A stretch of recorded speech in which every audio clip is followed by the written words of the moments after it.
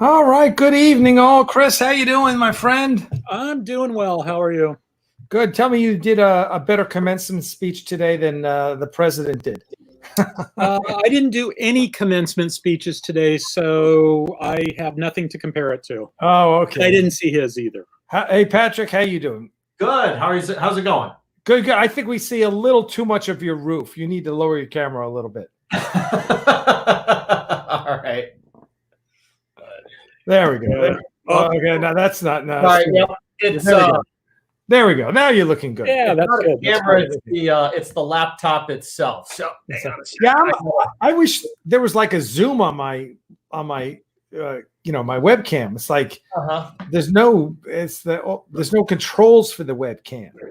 Yeah. For my camera, I mean, I'm just doing it from my laptop. So I got one of those robot turret webcams. I haven't used it yet, but I bought one. Oh, really? I've been sort of randomly buying stuff that I might use for something like gaming or something. So I have I've got two webcams I've never taken out of the box, two stands that will hold the phone to be used to with a microphone. I've got a couple of big arms to like mount the webcam and hang it over a table. You have to have everything on hand. You never know when we'll be quarantined again. Yeah, well, and it's just I haven't had time to play with it yet. So, and I ordered a couple of ring lights. They're designed to sort of clip over, not the big ring lights, but these are little ones like that, and they're designed to clip like over the camera on your phone or over the camera. In my case, on my iMac. So maybe next time I'll have a little bit better lighting. They're reminding me to turn on the light. I've got a ring light that my wife, she makes some videos every now and then too. So yeah, I've got one of those over in the corner. I've never taken it out of the box. Yeah. So the girls, you could tell the girls were at my desk because we've got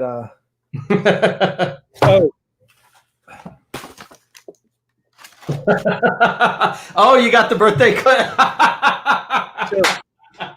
Pat's laughing because he's the guy who introduced me to these things. What is that, birthday cake? They're cookies. They're sort of, hold on a second. They're just like your regular vanilla Oreo style cookies like this. But they're totally gluten free. And I am not sensitive to gluten. I usually order my food with extra gluten. But Pat and his wife are gluten-free, and I had one of these over at his place and had to make a saving throw to not eat all of his cookies. But oh my God, Amazon will periodically deliver some to me. So they're really good. They are really good. I'm not a fan. I tell you, I'm just born and raised in New York. As everyone knows who's a fan who follows my shows, I'm a Drake's Cakes guy. Devil Dogs, Funny Bones especially. Hostess, the only thing Hostess I like, well, there's two things, are their orange cupcakes, which are just, kind of a mainstay of junk food. Those are really good. These are not. These star-spangled ones, it's a sugar delivery system. That's about it. Exactly. And then Suzy Q's. Did you guys? I remember those. Yeah. Suzy Q's used to be the best, and then it was interesting. Like a few years ago, they totally changed the cake. Totally changed it, and everyone hated it. I mean, I literally went on their Facebook page and was like, "You fucking raped my childhood," It's funny how some of these things change over time. For some reason, I was reading about York peppermint patties. Oh yeah, the original York peppermint patty was a mint flavored cookie. Really? Yeah, they threw away everything about it and just kept the name. Oh, for whatever it's worth, Alec, your name shows up as Lissa Beck on the screen. I didn't know. That's right, because Lissa. All right. Oh man, how am I gonna? Here, take over for me for a sec. All right. This is taking over, I assume. So yeah, this is taking over. Holding down the fort. He had to call tech support. Yeah. I'm downstairs now on my laptop. Oh, did he come back? He came back. There we go. All right, now I'm back. That was fun. All right. So, well, here, as I was thinking of the show for tonight, what I was thinking is, so if you're writing a science fiction from scratch, what should your starship, what would you choose as the drive for your starship? Forget the weapon system. Let's start with. Okay. My start. Okay, I'm gonna write the next epic science fiction trilogy, and my starships are going to what? Now, do you want? It's like you could do something that's eminently practical, something or say, well, listen, I think if science progresses the way it is for the next 300 years, this is our interstellar drive.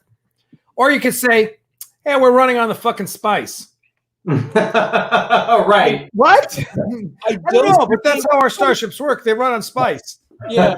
I don't think that there's any one answer that I would come up with. But there's a couple of places where you could start. And I guess to some degree, it sort of depends upon what kind of story you want to tell. And and you want to make sure that all the technology sort of fits together consistently. So,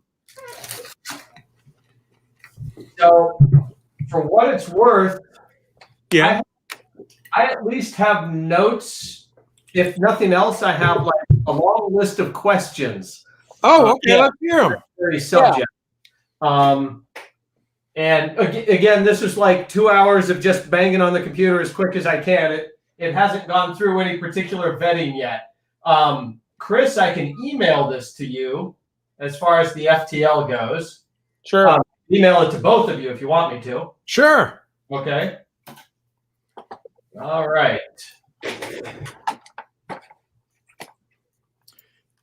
It's at least a starting point.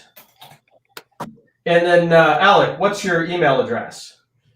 It is just send it to alec@axanar.com. Okay.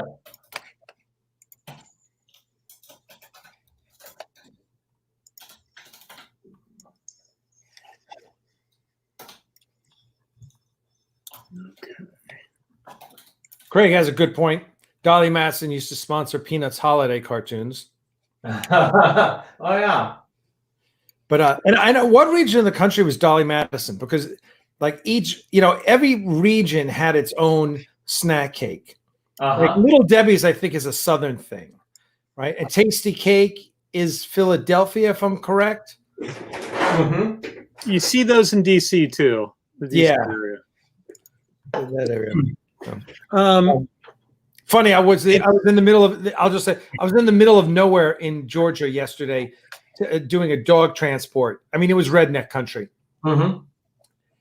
And I walk into an Ingles supermarket, and as I'm walking down the aisle, their junk food section had like 18 flavors of moon pie. Yeah. I was like, I'm in the sticks right now. I know. I used to live in Pensacola, so. You'd be amazed at how many different flavors of Spam there are. Really? Oh, yeah. Because, see, I know that because I have been to the Spam Museum in Austin, Minnesota. I've actually been there a couple of times, both when it was the old Spam Museum, when it was at Hormel headquarters, and now it's in downtown Austin, and it's smaller than it used to be. There's something like 18 different varieties of Spam. Serious? Yeah. In fact, you know what? Don't tell me you've got Spam. Just the thought of canned meat, I find.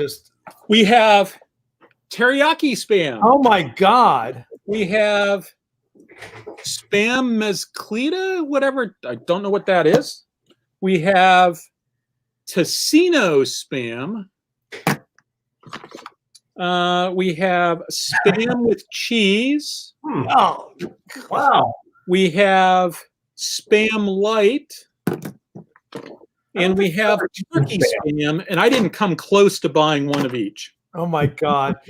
Now, do you know about spam sushi? I've heard of that. Yes, and there's a particular dish they make in Hawaii that has spam and rice. Yeah, it's called spam musubi. Yeah, and I had that.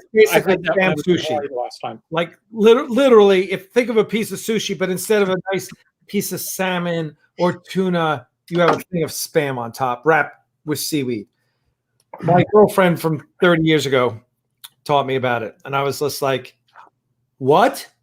Well, the interesting thing about the Spam Museum is that on the one hand, spam is like almost $1 billion a year product, but on the other hand, it's spam, and so they had this really nice balance between, this is big business and this is a lot of fun.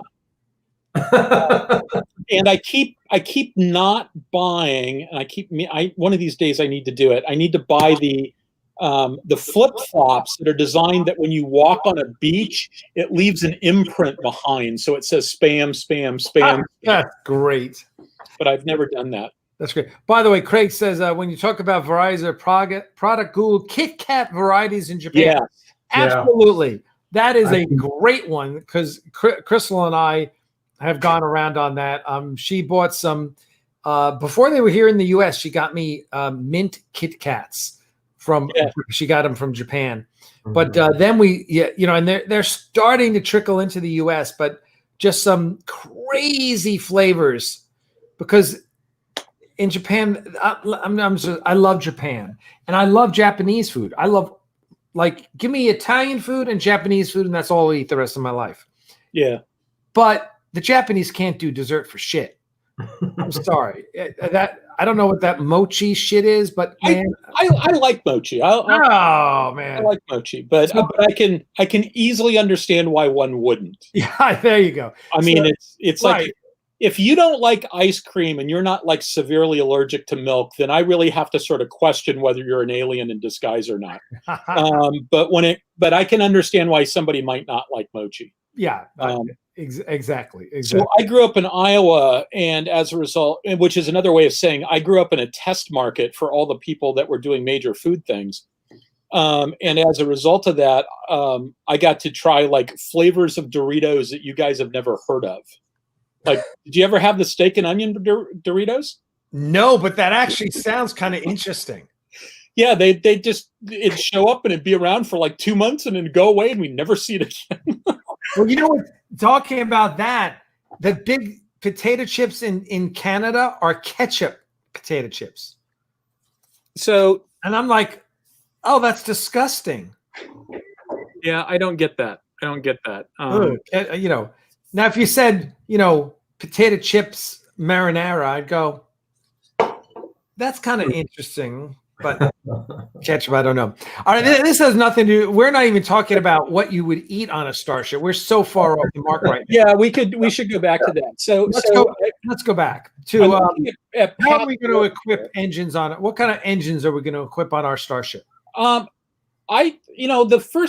think I'd start asking a question about what are you trying to accomplish in the story? What sort of feel do you kind of want with it? I would say the question is, how important is explaining it to your story? Because there are some, sometimes it's like, let's go to Lightspeed. Boom, we're there. All right, whatever. And it's just not, it's as one of you mentioned last week, it's Battlestar Galactica. No one really gives a shit. Yeah. Right? It's an FTL drive. It's faster than light. Boom. Yeah. Then we pop out.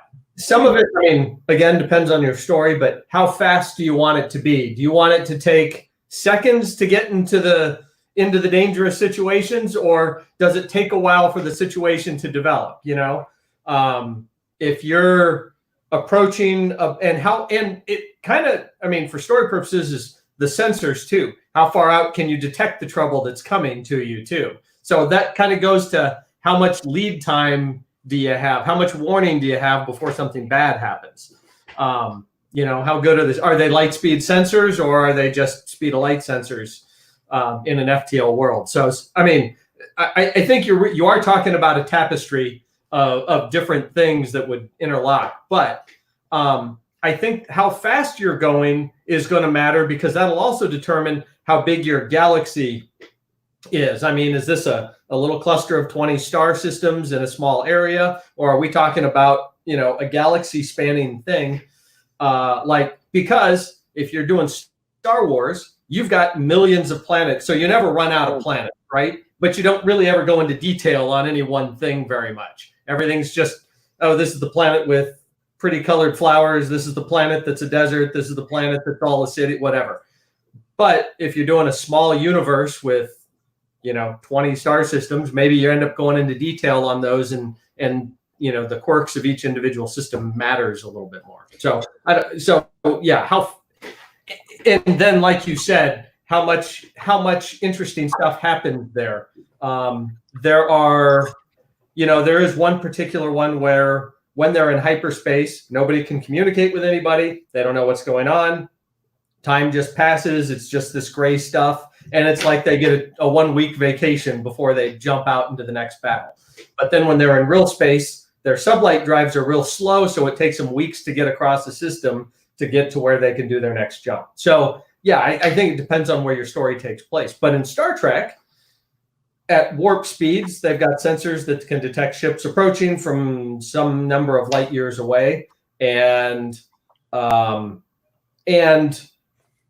while there's not a lot of super duper combat that happens at light speed or at warp speeds, that can have an impact on things. So, they spend a lot of the story time in Star Trek at warp. So.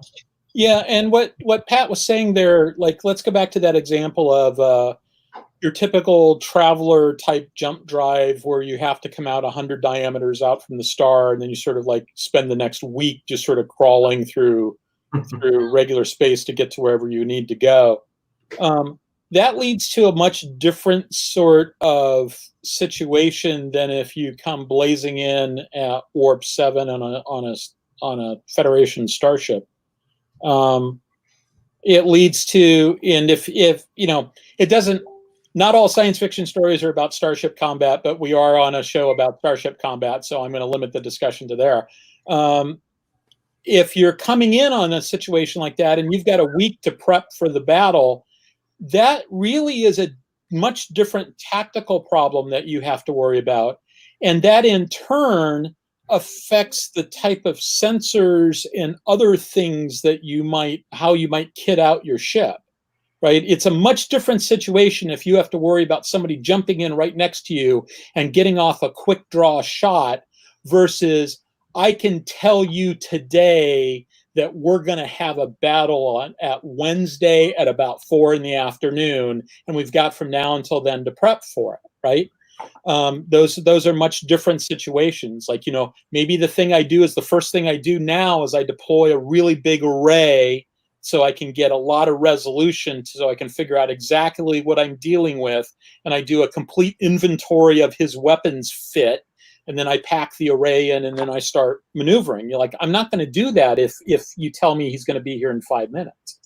And as always, I think, here's a science explanation and here's what we need for dramatic. Yeah. Right? And there's whatever. I think, Pat, was I having a conversation with you about Joss Whedon and how frustrating he could be about that? Because we don't get any of those answers in Firefly. We probably talked about it. And he fundamentally doesn't think that those questions are important. And luckily, he's made this incredibly compelling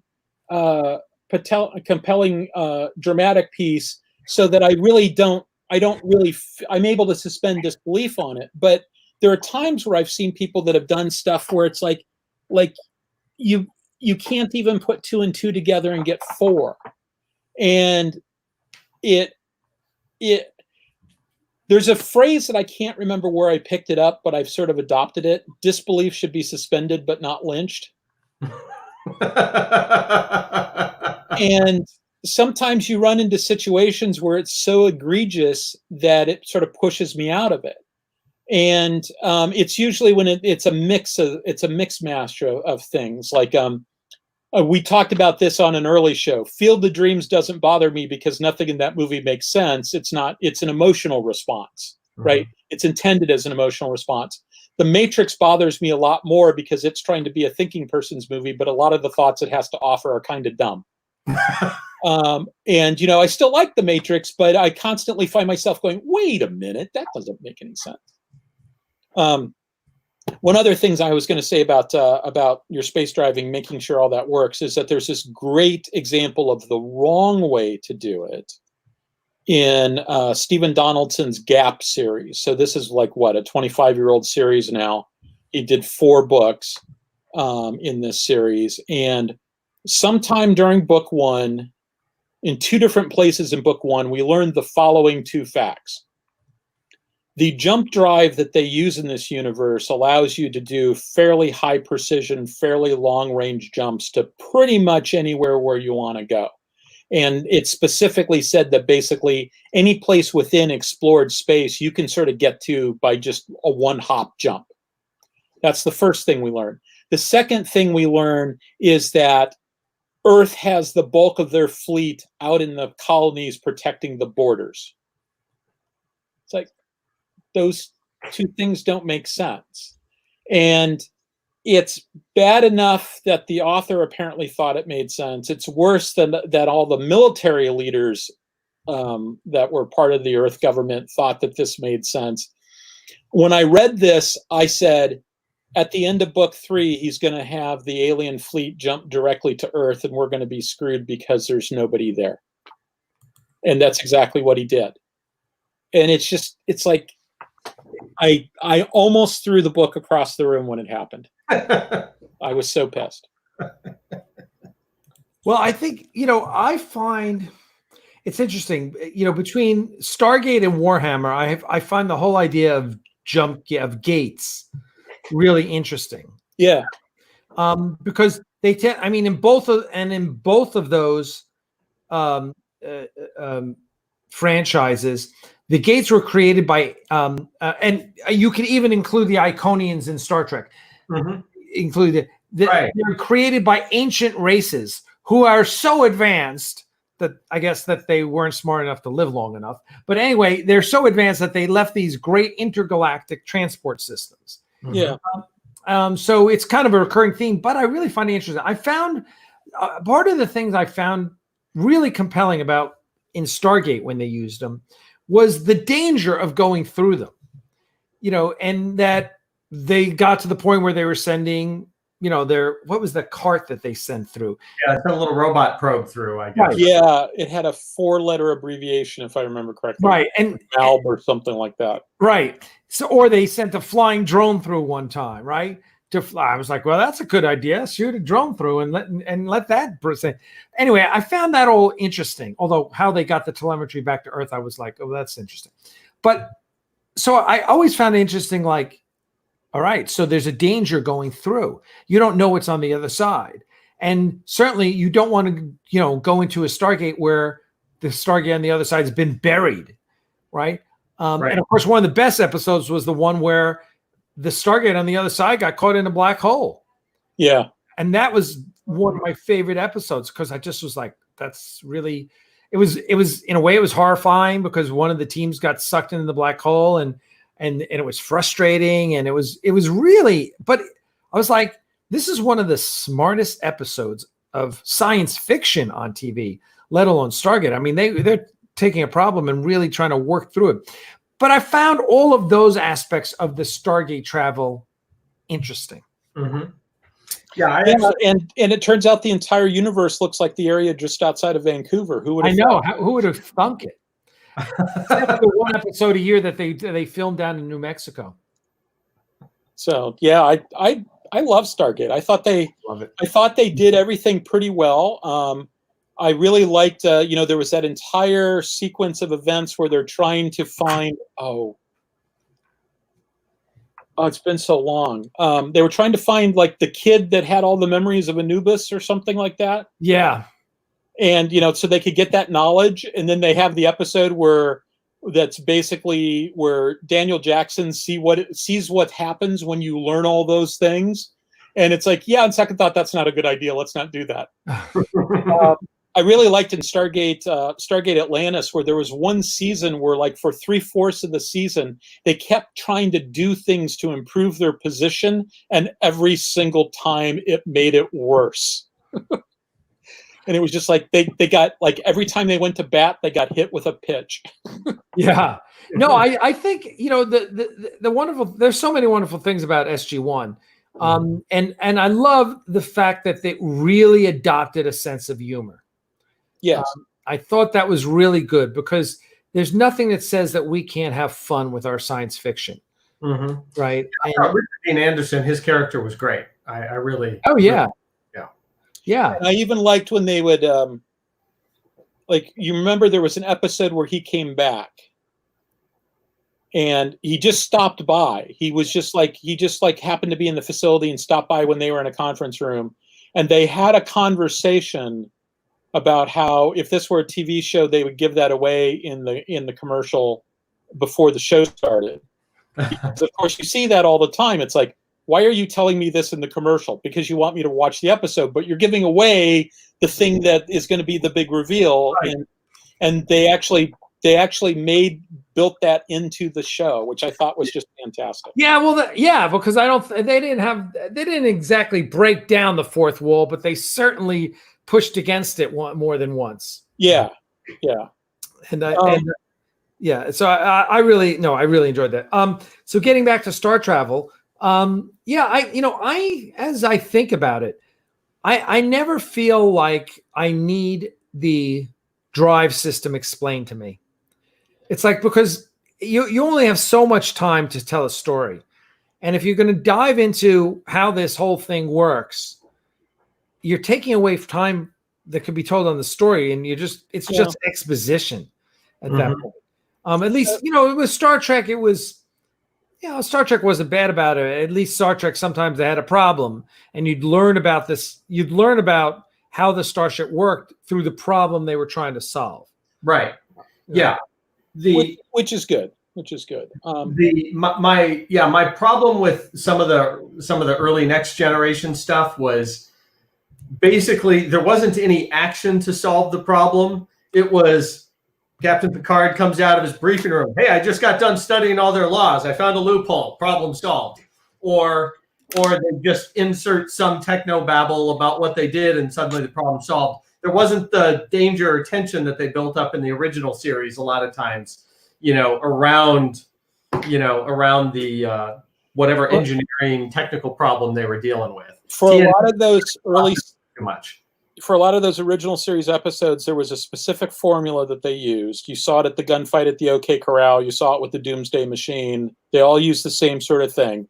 You're introduced to the problem. They spend some time analyzing the problem. They come up with a solution. Solution fails. But in the process of analyzing why their solution failed, they figure out why it failed and what they need to do to make it work. And then under some severe time pressure, because usually they're trying to hotwire the thing to make it work, like as the Doomsday Machine is bearing down on them. Right. Under time pressure, they're able to get it to work, and they solve the problem. And they followed that same formula in a whole bunch of different episodes. The formula in Next Gen sort of skipped that middle failure usually. Right. And I remember the one example that to this day, I still can't believe they did this. They once solved a problem over a commercial break at the end. Huh? It's the episode with the video game that's taking over people's minds. The game. Yeah, the game. So you've got, Will Wheaton and Ashley Judd are running around trying not to be taken over by the game. And they went and they mucked with Data a little bit. And then at the very end, Data appears with a flashing strobe light. Right. Right. To commercial, come back, captain's log. While you guys were all looking at the commercial, we solved the problem. I mean, that's literally how that episode ends. I don't remember that. Okay. I watched that episode once. Yeah. And it's like, I can't decide whether that was brilliant or horrible. And here's the argument for brilliant. normally, how many times have you watched Murder, She Wrote or some show like that? And it's like, oh, we got the killer. It's 8:35. No, you didn't. That guy's going to turn up dead within the next 5 minutes. So they solve the problem of how do you figure, whether you can tell whether it's really the ending or not based on your watch by pushing the ending back. And I remember thinking that entire episode, it's like, come on, guys, how you've only got this amount of time left. Well, I'll tell you, kind of like that. If you remember the original Mission Impossible series from the 60s, it had a little different formula, which even as a kid, I got off on. And it was that end of Act 3, the shit hit the fan. Mm-hmm. Like, because Act 1 is them setting it up, and here's the problem, and okay, we're going to do that. You learn about the mission before the credits. Then you come back, and Act 1 is all about setting it up, and then Act 2 is they're furthering it, and then at the end of Act 3, it was like security walks in on them, or shit doesn't work, or whatever, and it always ends with like, the shit's hitting the fan. What are we going to do, right? And they solve that problem that allows them then to continue their plan. And if you watch Mission Impossible, it's always like that. There's always some big hiccup, which is real life. That's the way shit happens. I always appreciate that. So it's interesting the way you talk about the original series and the way they did things, which also makes me think, well, I guess TV was just a lot smarter in the 60s then. Well, you have less special effects, right? You can't depend on your special effects. You actually had to tell a story with characters, and but it was kind of an action show, right? So there had to be like an extra 5 minutes. They were doing what's that? They had like an extra 5 minutes, which makes a difference because they had fewer commercials. So, but in some of the early TNG episodes, they're like, yep. It was like the writer came to the conclusion and didn't actually put in any action that had to be done. That was in the first season of TNG was pretty bleak. First 2 seasons were pretty bleak. First 2 seasons. Outside of Measure of a Man. That's about the exception. Yeah. Outside of Measure of a Man, you pretty much come right off the first.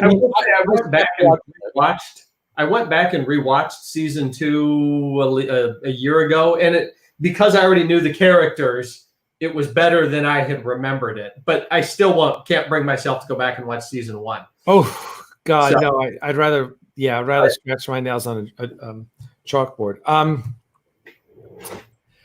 This is a good point. Next Gen Relics was the episode where I learned about Dyson spheres. Yeah, me too. I didn't know what a Dyson sphere was before Relics.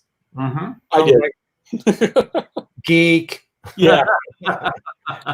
Okay. Speaking of geeks, I want to get back to that exposition comment. Yes. In a moment. Yes. Go. So, so at the risk of sounding too much like a David Weber fanboy, there's a couple of things that David does say about this that I think is relevant. David gets some criticism because David will have these long expository sections. He does these info dumps. And he gets criticism for people. Some people say that's unnecessary. Some people say, why don't you blend it in? Some people like me like the info dumps and don't want him to take them out. But if you ask him about why do you do it like that? His answer is so that people can skip them. He's totally and completely cool with the idea. Put it all in one spot. Just skip it. If you don't want to read it, just skip it. It's okay. He's not going to complain about that. And so he tries to sort of to not spread it out because he knows that some people just don't care, and he wants them to be able to skip it if they want to. The second comment that David always makes is that limitations are good for a writer. You do better work when you're forced to operate within limitations. Yeah, because then your characters have to improvise and actually take into account a bunch of different Yes. Well, and the other thing is if you don't define all that stuff in advance, what you end up having happen is somebody goes, oh, well, they just press the big red button and that solves the problem. And it's like, the big red button would have been really useful 2 episodes ago. Why didn't they press the big red button then? And so if you've got all that stuff sort of defined in advance, what can and can't happen, you don't have to worry about like doing something stupid. The example I always use in that for the original series is, they do the episode with what is it, The Enemy Within, where they split Kirk in 2. Mm-hmm. The Enemy Within. The transporter accident, yeah. And Sulu and the group is down on the planet freezing to death. And so, okay, they could have beamed down tents or blankets or firewood or some other useful thing that they might have been able to use down on the planet. But even aside from that, I just have this image of them sitting in the galley like a week later and somebody goes, shuttlecraft. We could have used a shuttlecraft. But they didn't have shuttlecraft at the time, so they didn't include it. Yeah. It's probably too expensive a special effect, so you don't include it in the solution. Yeah, right. But the thing is that even as a kid, because I knew they had shuttlecraft, because literally some of my earliest memories are memories of watching Star Trek. If as a kid, I'm asking why didn't you just use the shuttlecraft? And all they needed was like a line saying, it's a shame we can't use the shuttlecraft. It's a shame we had to offload the shuttlecraft at the last base because, they needed a it all up. Yeah. They're all down for software upgrades. No, actually, they just got the latest upgrade and now they don't work. Yeah, right. They just got the new iOS update. Exactly. So, but even as a kid, I could find the original series a little bit frustrating because there was stuff that I as an 8-year-old Star Trek fan knew that the writers apparently didn't know. Yeah. Right. Exactly. By the way, we're going to take a little mid-session break real quick to just go 2 quick things I want to show. One is that Snopes tells us that there are in fact no such thing as spam Oreos. And along with that, they are rumored Oreo flavors not actually being produced by Nabisco, along with bacon, cream, fried chicken, and cheeseburger flavored Oreos. So there you go. Hopefully you're all enlightened. And the other thing, which is a shameless self-promotion here that we're going to look at is I just got the photo of these from China. They just sent them over. And these will be hitting the Aries Studio store shortly. There you go. The first Aries keychain, and then pins for the laying off, the Second Fleet, the House of Karn pin, and the First Strike Squadron. So cool. just got all of this tonight. Photos of all of this, and I think it's on the. I think they shipped it out already. So that is all at the Aries Studio store, and you can check it out. We got lots of cool stuff there and more. We just set up the basement for the shipping of all the posters from our Kickstarter. So tomorrow we start shipping 257 poster tubes. Oh, cool. Yeah. So I look forward to seeing it. So yeah. So anyway, there you go. All right. So let's get back to what TOS predated Windows, so they wouldn't have thought of the software bug. Yeah. Oh, there was bugs before that. Actually, no. There was an episode. Remember where they talked about the computer had gotten an upgrade and it was talking. It was saying things like, "Hey, Siri." Oh right. Yeah. So they did have some computer glitches. Yeah, that's right. That's funny. That's good memory. Which is actually really rare in Star Trek for something that just doesn't work. I mean, usually you'd have equipment damaged, but it was very rare that the gear just would break. And anybody who's owned a car understands that sometimes stuff just breaks, right? Yeah. So there was one other thing I want. I'm sorry to interrupt. There was one other thing. If you watch, just this relates it to Apple. if you watch The Cage, or either The Cage or The Menagerie, either one, there's a scene where Spock is giving a briefing on the bridge about the Talos star system at the beginning. He does a little hand swipe and the screen switches over. So, Really? Yeah. I didn't remember. It's just a real casual, past the hip, he swipes his hand and then the screen switches. So, Wow. So we do have some evidence that they have those kind of capabilities even back then. It's the only time you see it, though, that I remember.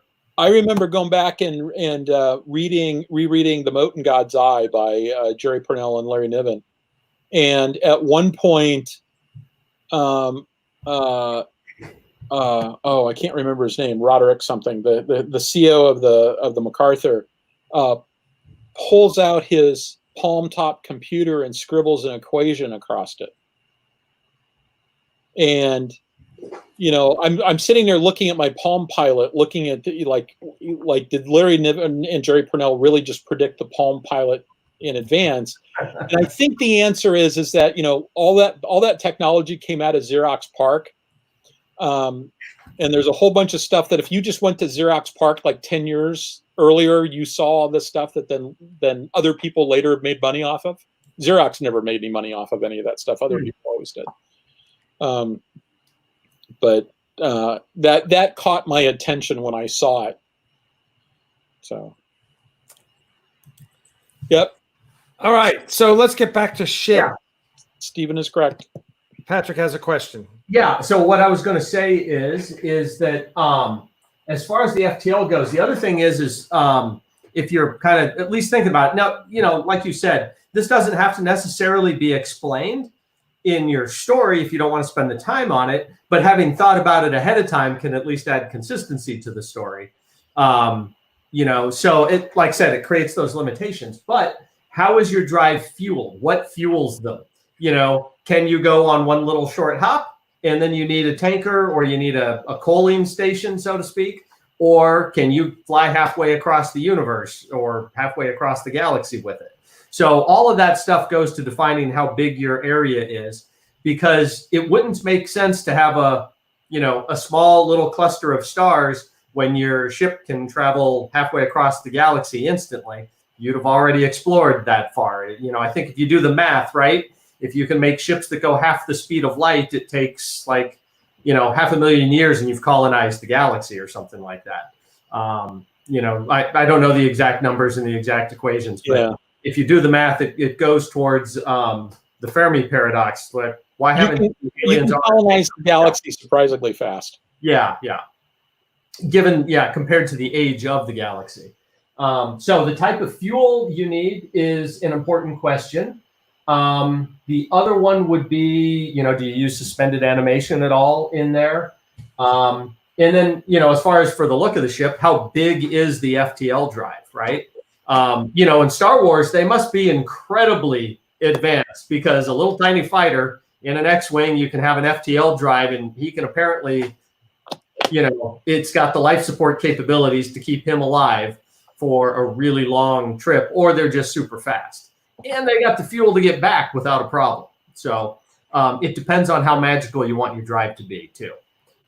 So the fuel system matters, because that can also add to the story, the fight, people fighting over the types of fuel and sources and stuff like that. So that's kind of it as far as some of the specific big picture questions. But I think you definitely want to think about how your sublight drive and how your FTL drive work together for your story. Or just maybe you're just building a universe for yourself or for a game or something like that. So it would matter, because like you said, do you spend most of your time in FTL? Do you spend most of your time in slower than light travel? Star Trek, their sublight, I think the technical manual has the impulse drive. Pretty much they cap their speeds at 25% the speed of light, and that's full impulse. And though obviously you can engage the warp engines and go up to 0.9 or whatever, like they did in like they did in the motion picture, cruising along. So they do say something to the effect of you can go faster, but you don't want to for a variety of reasons, especially at the high end of the scale. You start suffering from relativistic effects. Right. But I think one of them was just that, like, once you get beyond a certain speed, it's more energy efficient to just bring the warp engines online and use them. Right. Yep. So yeah, just making sure to link up those two things. Yeah. So in Star Trek, like, almost instant acceleration is not a problem. Going real fast is not a problem. Going fast at sublight is not a problem. In star system, jumps are not a problem. They appear to be able to jump out of warp kind of wherever they want to as well. And they've got faster than light sensors. So that's pretty much, they don't really have a lot of limitations as far as that go. So, it seems like in the stories, a lot of times what they have to do is they need to handicap the technology, their magical technology, so that you can have an interesting story. Like when they do battles with, like the first one with the cloaking device and Balance of Terror, or the other battles in the Nebula. The only reason that battle took a long time was because they did this sort of submarine style battle in the Wrath of Khan, or even in the Gas Giant in Starship Down. So now, Pat and I were talking about this. It was earlier today, wasn't it, that we were talking about the 3D battle? Yes, right. 3D. So, Spock makes this comment about Khan exhibiting 3D thinking, but not 3D thinking, or not two-dimensional thinking, not thinking, doing 3D thinking. But one of the things that happens throughout the rest of that battle is the ships always had the same sort of reference point for up and down, and so like you never saw them like one ship at an angle to the other one, or like doing that. It was just they would move up and down, but they moved up and down like submarines, sort of leisurely going up, leisurely going down. Yeah, well, they always, in Star Trek, they always talked about the space lake. Like, you're always flying on the space lake. Right? Yeah. So even in that, even when they're trying to forcefully do three-dimensional thinking, they're doing it so their relative position is layers of two-dimensional thinking is kind of what they're doing, right? Yeah. And so there's a friend of mine is a member of a writers group, and on Wednesday nights he does a little thing where he invites writers to come and they ask questions of these writers and publishers and editors and stuff like that. And it's open to the public. Send me a message if you want more information on it. But one of the authors they had on it was Keith D. Candido, who's written some Star Trek novels himself, and he made the comment about how written fiction, the written word is the only media in which you can get inside a character's head, right? You can't really see what's going on inside a character's head in a movie. The visual media or a TV show, they've got all these advantages, but there's these disadvantages to it also. And I think the other advantage of the written word in this case is that sometimes if you try to do something visually, you're so locked into the expectations of people and the necessity of being able to see the big picture that it actually is less realistic to show a picture than it is to put it in words. So in some cases, the writer's mantra is don't tell, show. Sometimes tell actually works better, because the thing that you're trying to show is tough to show. You can summarize that as a picture's worth 1,000 words, but try saying that with a picture.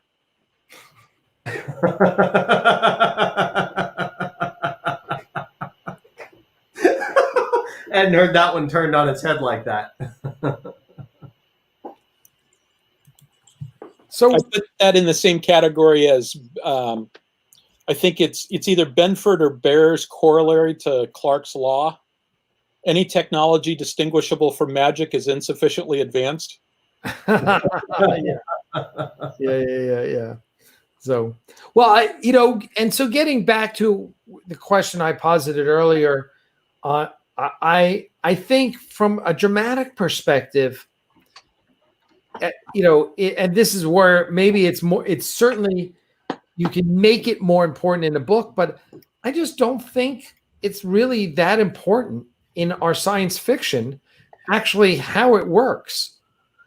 Because I think to your points, Chris, what's more important is how does it work in the universe as far as how does it affect other things? Yeah. Not is this conceivable or not? You could run it on dark matter for all I care. I don't even think I want to know. I mean, we never know anything about the Galactica's FTL drive. Nothing. Right. Other than in one episode where there's some big piston system that Chief has to fix. Yeah, and I actually I do wish that we had seen that a little bit earlier, because when I saw that, it gave me some idea of some of the limitations of it. Right? It's a mechanical system that you have to spin it up. It's going to be subject to wear and tear by virtue of the fact that you have to do that. You probably can only run it for a certain amount of time on standby before it's like, yeah, the bearings are getting hot. We need to shut this thing down. When you sort of add all those things together, I think it's potentially something that you might want to know. Now, do you have to know exactly how that works? But no, but it's like, just a little thing for the writers saying, just to let you know, you can't let it run forever and ever. It takes a little while it's like an old 1940s automobile, right? Starting on a cold day. You need to start it up. You need to warm it up a little bit. But if you run it for 3 days straight, you might have some problems. Mm-hmm. So. Yeah, no, I agree. I agree. Yeah, what might be more, you don't necessarily need to know how the machinery works, but maybe what limitations you need for purposes of your story. What's going to handicap the characters in how they solve problems. So that way they're not just pressing the solve problem button. Yeah, and here Matthew points something out. Right, this is tomorrow is yesterday. I think it's the episode where they go back to Earth, no, it was one where they got this little disease, and I'm suddenly blanking on the name myself. But yeah, they're spiraling in. Was it the Naked Time? Yeah, it was the Naked. It was the Naked Time. That's it. Naked Time. Yeah, in the Naked Time. Right. I can't change the laws of physics. And then all that happened there is going, we'll change the laws of physics. And he goes, oh, wait a minute, there is this thing I can do. Yeah, I can implode the engines, whatever the frack that meant. It sounded way more serious than they made it. But yeah, and that was just like, you knew the writers were just pulling shit out of their ass that had no relevance to how that starship actually worked. Right. But then 50 years later, we're sitting here debating what that all meant. Meanwhile, some 90-year-old writers going, "Oh, guys, lighten up." So I spent most of the 90s doing computer tech support type stuff, system administration type stuff, etc., because the Berlin Wall went down and I got to do Plan B for a while. And one of the things that I really sort of internalized, I got to watch this all the time, was you'd hear somebody say, we're reaching the limit of physics and our ability to have like information density in a hard drive. And then 3 months later, IBM announces that they just broke through the previous barrier by like a factor of 10. Moore's Law. Well, there was some Moore's Law stuff, but I mean, there was a lot of stuff where they said like, we've reached the point we can't do it anymore. But what they don't tell you is they're making a statement about physics that's really an engineering statement, because there's this page of assumptions that turns it into an engineering statement. And it was all stuff like, using the materials that we traditionally use to do this out of. It's like, okay, so let's use different materials, right? And so a lot of times when you hear people talk about laws of physics, they're really talking about physics limitations to the current engineering. And if you use if your engineering approach changes, then what the laws of physics say change too. Yeah, and I believe up to this point they've come up with the next thing every time. I believe we reach. I think reading from Ray Kurzweil, isn't it in the end of the 20s that we reached the limits of the current technology for computers? So his assumption is that we find the new technology and blow past that too. But I believe somewhere in the 20s, somewhere in the late 20s or early 30s, they reached the limits of the current computer technology.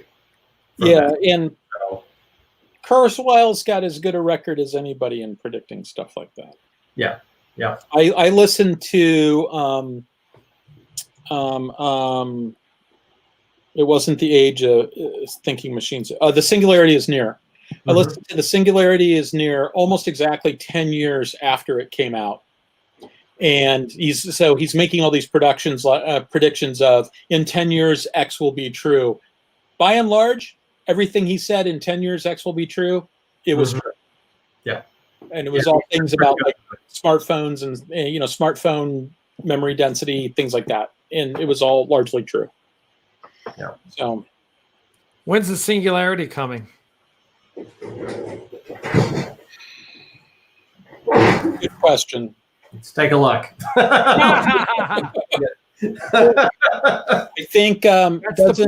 I think Vinci was saying 2040s. Yeah, no, I thought it was 2039. Was it? Yeah, I might have my exact numbers wrong, but I believe one of the things he said was somewhere at the end of the 20s, a computer the size of a desktop computer would have the computing power of the human brain. And then about 10 years later, because of the doubling effect, you have computers with the computing power of all of the human brains. What that means, I don't know exactly. Yeah, and my big complaint with that statement and a lot of the statements about human level AI is that I don't think we don't know what that means yet. Yeah, I don't think we've yet seen anything that actually predicts what that it can actually delineate what the computing power of a human brain is. Right.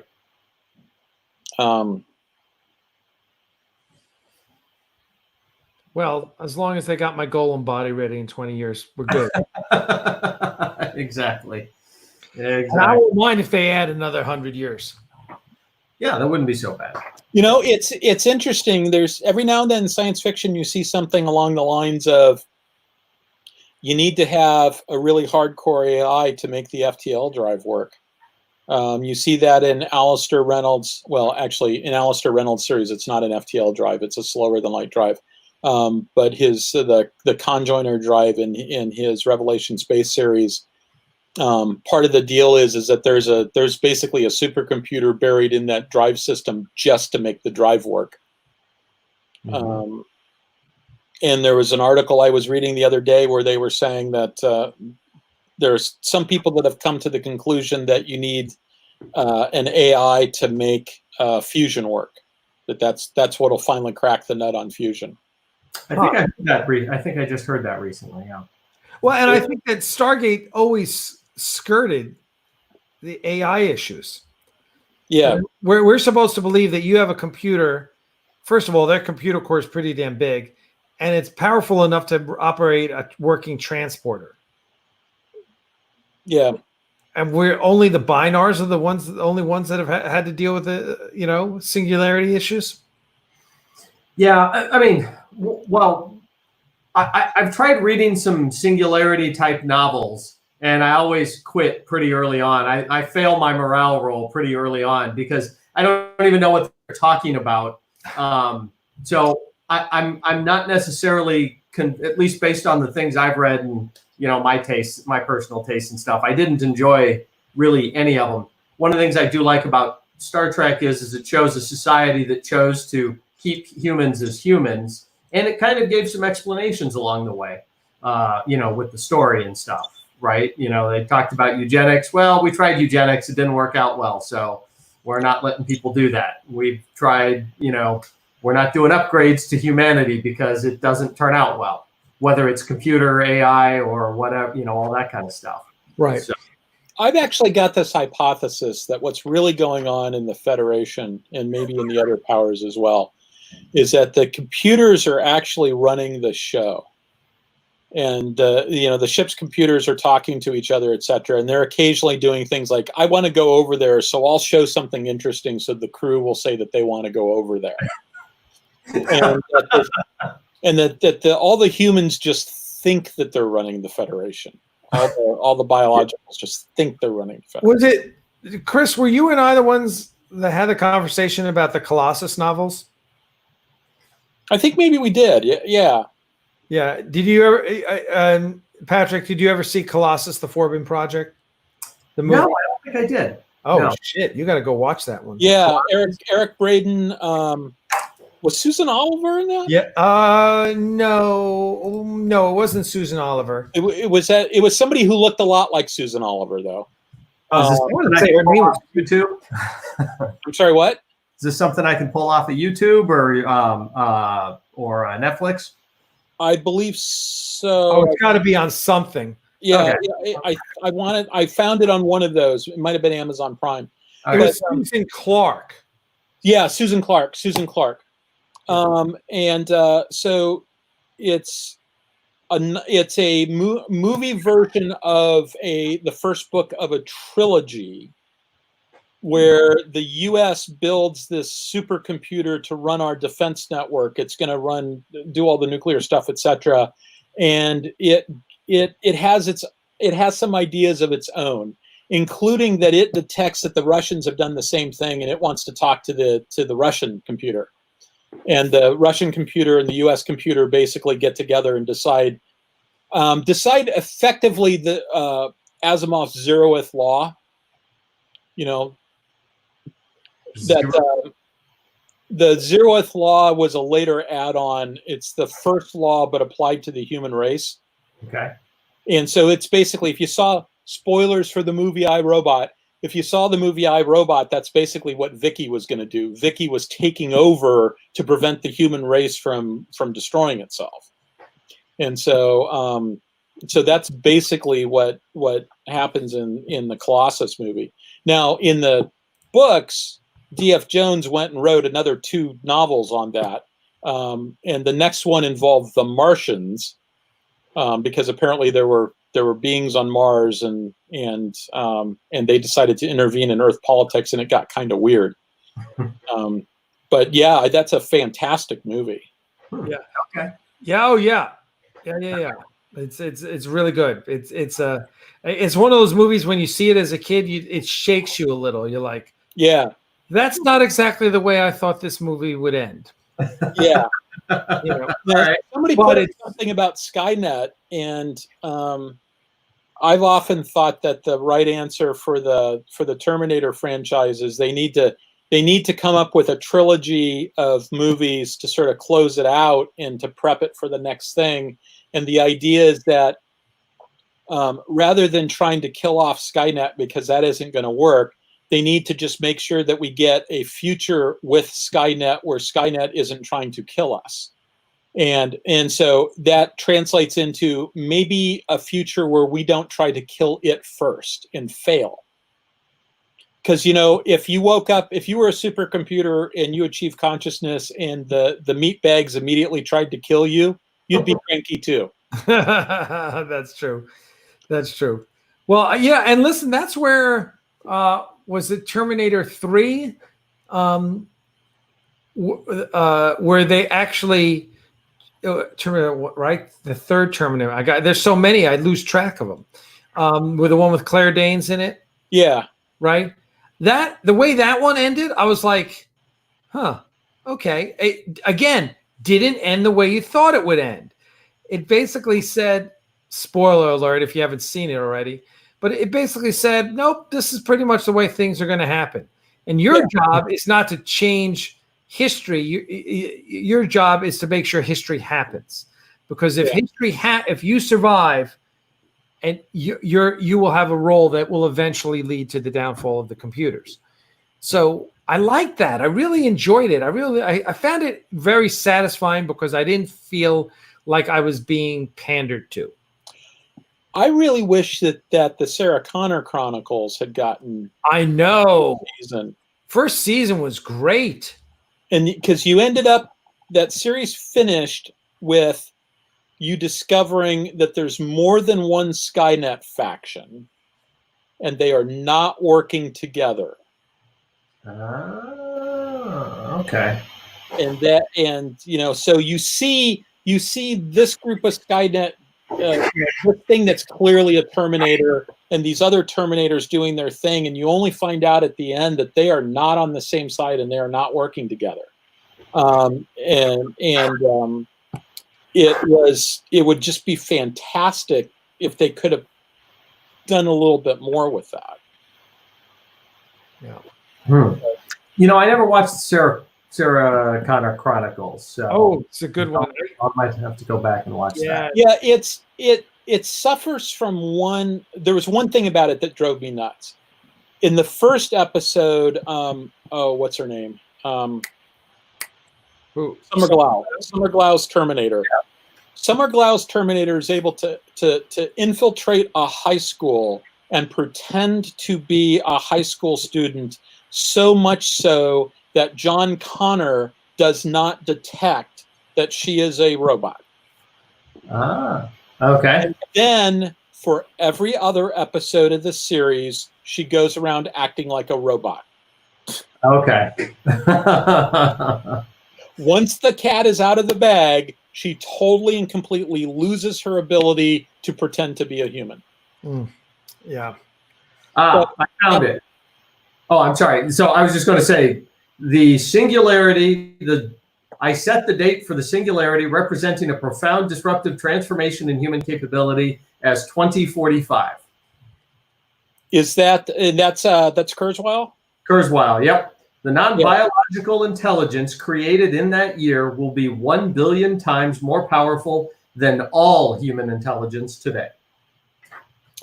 So Jeff Mullen said something about it being a chess program and ingrained desire to win. That's the one thing that seemed to be the recurring theme in especially in the TV show, but even in the movies, is that Skynet, whatever ended up turning into Skynet, seemed to just keep on changing. Or maybe it was sort of indeterminate. They never really figured out exactly what it was, but it really sort of seemed to be the case that it was very, very Kurzweilian from the standpoint that eventually this is going to happen. And it really just doesn't matter which, there are many, many different paths will get you to the same place. Yeah. Yeah. So. Yeah, I know. And then there's the Artilect War. I think that's a Hugo de Garis. Yeah. And that's the war that starts before it gets kicked off by the people who want to stay biological humans. They start the war because if they wait until the computers take over, it's too late for everybody. So it's the big story of a big destructive war and stuff. I watched interviews with the guy. It was actually pretty interesting listening to him. I can't remember his name though. Hugo de Garis. Okay. I currently have his book open on one of my iPad tabs. So I haven't read it yet. I've read a bunch of the articles that it was really big around 2006 maybe a little bit later than that, 2010. There was a big flurry of articles that came out when I think that edition of the book was in 2006, but then there was like a later flurry of stuff. And so there was a bunch of articles that he wrote at that time. Yeah. Ooh, all right. Well, you look tired. I am tired. Boy, I tell you, you have a house full of puppies. Yeah. Where's We were up early this morning, dealing with the puppies. So we're trying to find the right. And now we have Lissa's over at our house tonight, staying over because she took her Starfleet exam officers training OTC. It's one of her. OTS. There you go. She took her OTS exam today, and so she had Dale there to coach her if she needed it. But I really didn't need him past a certain point. Yeah, you did fine. So off to take care of the puppies. I heard there was a little commotion downstairs for so. Yeah, they're okay. I'm down here. They were arguing over a chew toy. Oh. Well, there's plenty of those in the house, so Yes, there are. we'll take They're care. totally fine. You don't have to come down here. I've got them right now. All right. Well, I want to. You're so damn cute. All right. All right, guys, we're going to take off. I want to thank Chris and Patrick once again. Thank you, Lissa, for producing. We will be back next week. If you have a specific question or a specific topic that you want covered, just send me a message on Facebook. I'll pass it along to Chris and Patrick, and we'll all chat it up. If not, I'm going to leave it in Patrick's capable hands because he seems to do all the homework here. Our topic for next weekend. But thank you all. Thank you guys. You guys have a great week. Be safe. Everyone out there, be safe and be healthy. And we will come back next week for another hour of Starfleet Tactical. So thank you so much, guys. Much obliged. Ciao. Cheers.